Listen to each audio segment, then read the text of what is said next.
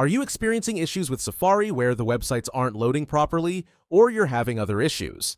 In today's video, I'm going to show you how to clear the cache files in Safari on your iPhone so you can resolve those problems. Open the settings on your iPhone and now go down to the bottom of the page until you see this Apps section.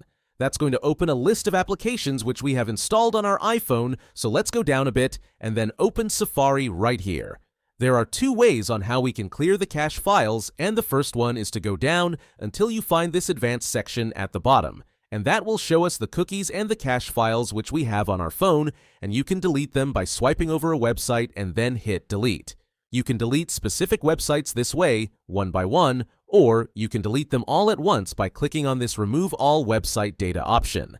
Let's now get back to the Safari settings and see the other solution to this. Locate this Clear History and Website Data option, and what this will essentially do is it will remove your browsing history, cookies, and cache data. This means websites will no longer remember your past visits, and you'll be logged out of accounts that rely on cookies. It also clears stored files that can slow down Safari, helping improve speed and performance.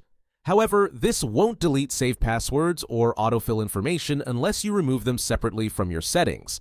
So tap on this button and it will essentially clear the cache files on Safari on your iPhone. If you found this video helpful and you want more similar tutorials like this one, then make sure to subscribe to AppTutor, and I'll see you soon.